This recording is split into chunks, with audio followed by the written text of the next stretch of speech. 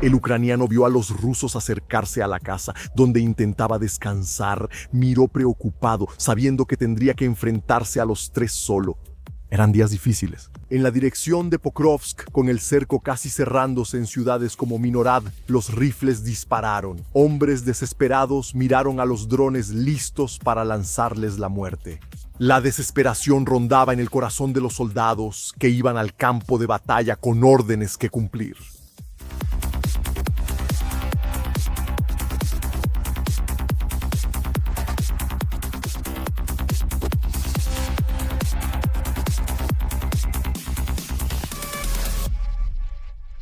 Las noticias de noviembre de 2025 en el frente ucraniano trataban principalmente sobre la inminente caída de Pokrovsk, ciudad que se había convertido en el objetivo prioritario ruso en Donetsk tras la pérdida de Avdiivka. Después de meses de avance rápido, los rusos fueron detenidos en las barreras ucranianas y tuvieron que iniciar un movimiento de pinza para capturar el objetivo.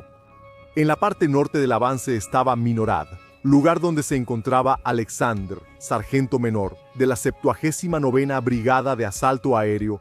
Él lograba mantener una sonrisa en el rostro, incluso ante el horror que enfrentaría antes de que ese soldado pisara ahí, interrumpiendo su sueño y su profesión. La ciudad albergaba cerca de 46,000 habitantes, en su mayoría empleados en la minería de carbón. Todas esas personas vivían ahí antes de que empezaran a caer las primeras bombas en 2024, antes de que Alexander llegara en 2025. Uno de los primeros y más notorios ataques ocurrió en enero de 2024, alcanzando un punto de despliegue temporal de las Fuerzas Armadas ucranianas. Las explosiones resonaron en la ciudad y la población descubrió pronto el trágico objetivo. 16 soldados ucranianos murieron y otros 20 quedaron sepultados ese día, resultado de un grave error en el que se desobedecieron órdenes de evitar grandes concentraciones. Pronto los bombardeos empezaron a tener objetivos menos precisos. Las explosiones se intensificaron al ritmo del avance ruso hacia Pokrovsk. Las huellas de la muerte quedaron expuestas en Minorad.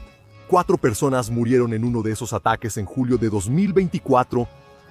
Murieron 3 hombres, incluido un conductor de autobús de 42 años, y una mujer falleció en el hospital. Entre los heridos estaba un joven de 16 años y otras 8 personas con edades entre 20 y 62 años. La destrucción se extendió, la guerra esculpía sus obras enfermizas, creando otro museo al aire libre en homenaje a los rincones más oscuros del alma humana. Minorad se transformó adaptándose al paisaje del campo de batalla de Donetsk y olvidando los aires de la civilización. La guerra era pura destrucción, siempre. La población fue evacuada en oleadas. Alexander ya estaba en el frente en ese periodo, pero su brigada aún luchaba en los alrededores de Minorad. Muchas veces tuvo que refugiarse en las trincheras, intentando contener el avance enemigo en posiciones precarias, con pocos compañeros para resistir las oleadas de ataques. Cuando los drones fallaron en detener a los oponentes, los rusos abrieron fuego. Los enemigos intentaron ser sigilosos, pero desde dentro del refugio, el soldado de la 79ª Brigada apuntó el lanzagranadas del fusil CZ-805 Bren, desatando el infierno que destrozó los cuerpos rusos, levantando polvo y sangre. En el caos de los disparos, una ráfaga derribó a los adversarios que corrían por el campo. El esfuerzo parecía inútil por cada ruso muerto. Otros 10 avanzaban hacia los defensores. En poco tiempo, los rusos estaban a las puertas de Minorad. En abril de 2025 ya habían dominado Orodrivka. Sus vehículos de transporte de infantería empezaron a cruzar los campos, disparando cañones. Los objetivos eran las trincheras ucranianas. Más adelante, la interferencia electrónica detuvo los drones durante el trayecto, mientras la munición destrozaba los árboles donde los ucranianos se escondían. El enemigo logró su objetivo desembarcando a los soldados para las primeras oleadas de ataque en los bordes de la ciudad. La pérdida de las trincheras provocó la reacción de las unidades. 425º Batallón de Asalto Independiente Skala, especializado en contraataques y toma de posiciones. El blindado Cossack dejó a los soldados en el borde del bosque, se dispersaron por el perímetro y esperaron las instrucciones de los drones. Mientras tanto, los observadores detectaron el movimiento ruso. Los soldados de Moscú intentaban ocultar sus firmas térmicas con capas especiales. Las primeras detonaciones los alcanzaron cuando se detuvieron para intentar esconderse mejor. Los escuadrones de Moscú sufrieron con esos ataques iniciales. El calor de sus cuerpos se mezcló con el de las explosiones, para luego desaparecer en el frío de la muerte. Mientras tanto, los soldados de Skala lanzaron granadas contra los hombres acorralados.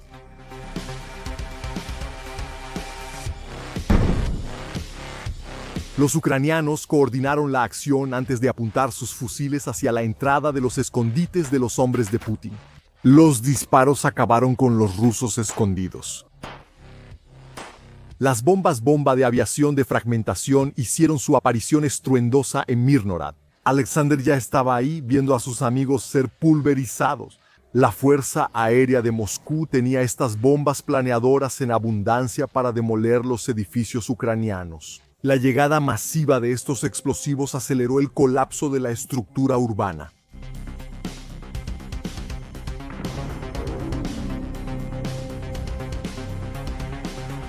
El fuego arrasó la ciudad, envolviendo casas, departamentos y parques infantiles que ardían bajo la mirada de los soldados que intentaban proteger lo que quedaba. Los rusos aún insistirían, comenzando con un error.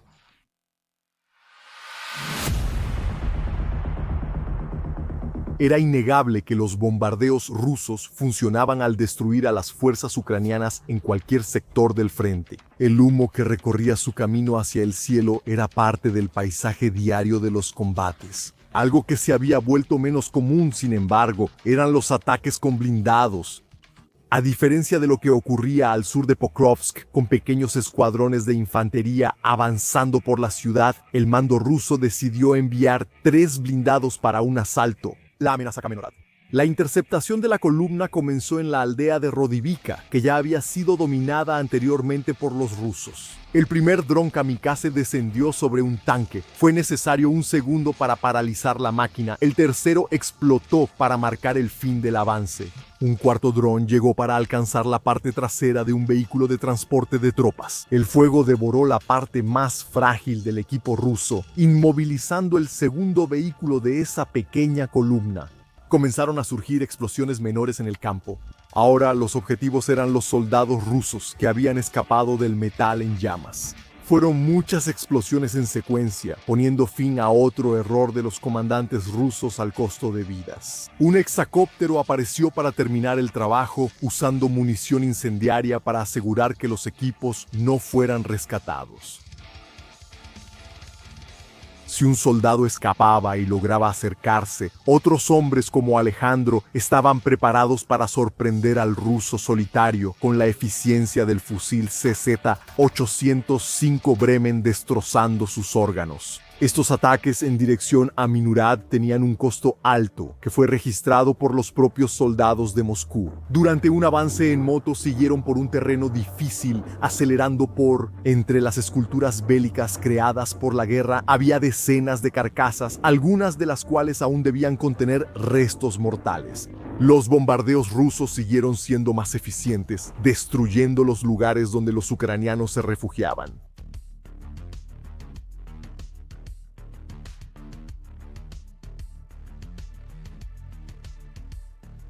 El uso de drones para localizar la artillería en Minurad permitió inutilizar equipos como el obús M777. Después de recibir la detonación de un kamikaze, el arma ya no tendría oportunidad de contener los avances rusos. Alexander escuchó las noticias sobre muerte, destrucción y el asedio. Pokrovsky se rió, pensando que era un chef hace algunos meses. Ahora estaba en medio de una sartén con el fuego alto, tratando de freírlo. Hasta entonces tenía que resistir para no ser un ingrediente más en la sopa de cadáveres de la guerra. La presión aumentó cada vez más en dirección a Minurad, con los drones buscando a la infantería ucraniana que se movía dentro de la ciudad. Con cada serie de explosiones sobre los edificios, muchos soldados se veían obligados a abandonar las estructuras en llamas y terminaban siendo cazados por los drones.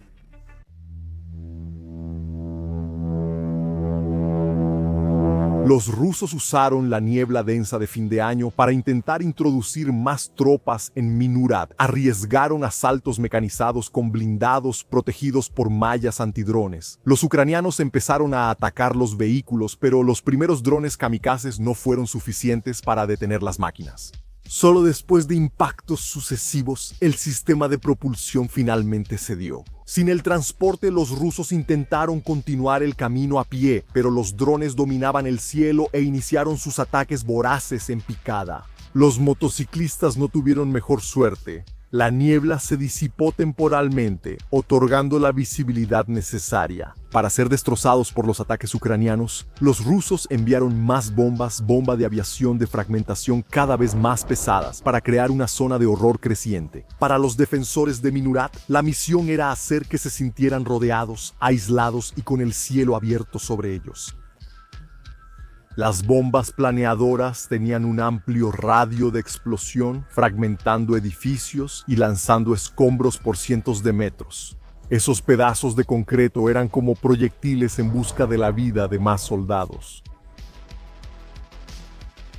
Sus drones también cazaban los transportes ucranianos, principalmente en el pequeño estrecho en dirección a Pokrovsk, una zona que los rusos querían cerrar. Para finalizar el circo, en ese momento, a finales de noviembre, aunque no había tropas de Moscú en ese lugar exactamente, los drones y las bombas habían creado un camino mortal lleno de restos de metal y cadáveres ucranianos. Los asaltos mecanizados rusos continuaron en su prisa por meter la mayor cantidad posible de soldados dentro de Minurad.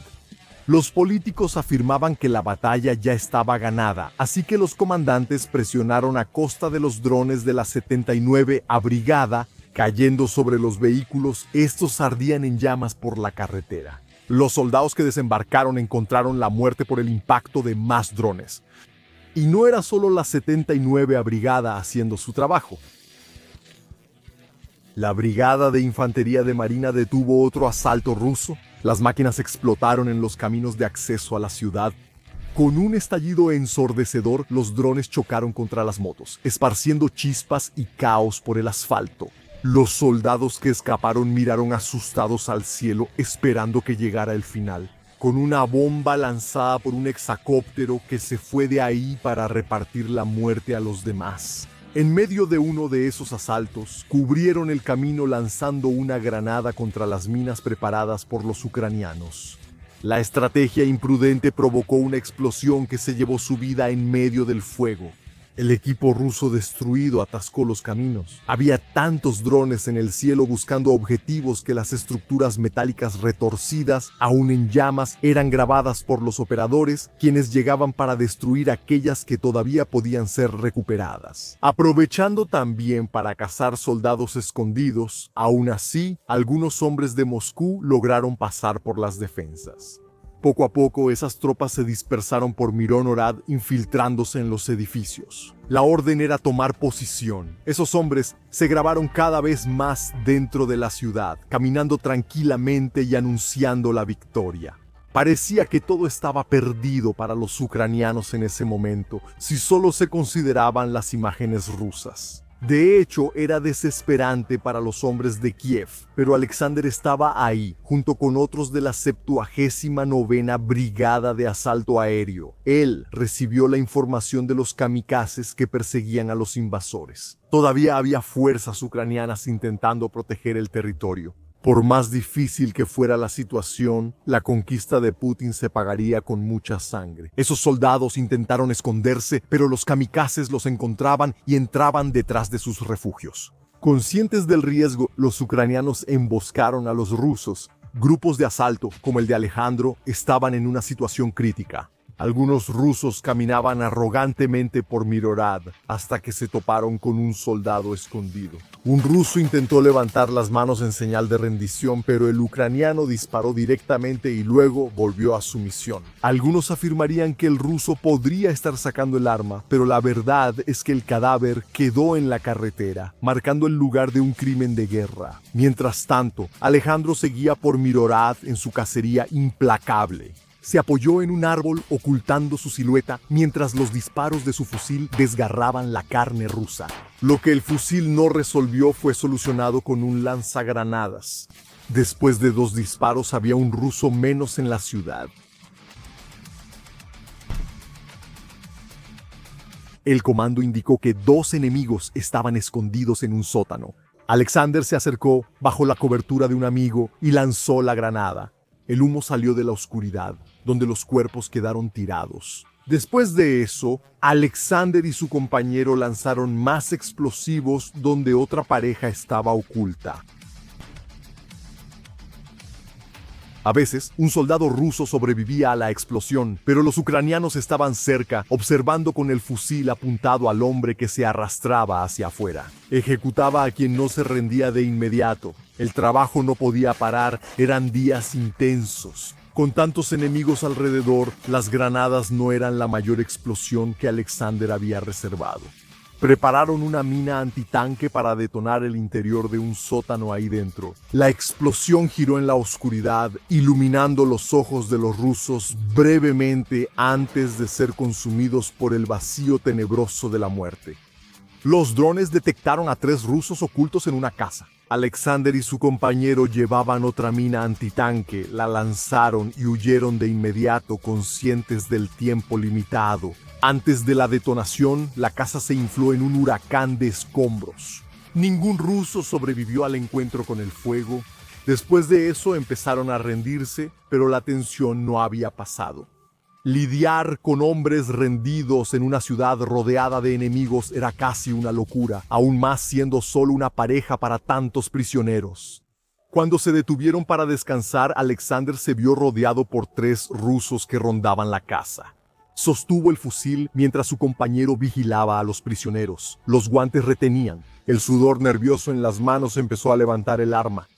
Mientras los veía acercarse, estaban descuidados con las armas bajas. El ucraniano flexionó el dedo lentamente sobre el gatillo, esperando que se alinearan en su mira. En cuanto el cañón escupió fuego, la pareja de adelante se desplomó, como si sus hilos de vida hubieran sido cortados y los cuerpos sacudidos violentamente por el impacto múltiple del calibre 5.56. El último de la fila intentó escapar y ofreció la espalda para que la munición atravesara la piel y se enterrara en los pulmones. Alexander fue a revisar a los muertos antes de volver a moverse. Después de ese día, todavía podría soñar con volver a ser jefe y formar su familia, pero eso sería solo un sueño de alguien que no veía que la invasión de su país terminara pronto. Sería evacuado de Mjolnir después de sus hazañas, pero los rusos siguieron bombardeando la ciudad y enviando cada vez más hombres para dispersarse entre los edificios. A principios de diciembre de 2025 ya ocupaban gran parte del este de Mjolnir. Caminaban sobre cuerpos enviados por líderes que tenían metas que cumplir, gastando vidas humanas en el proceso.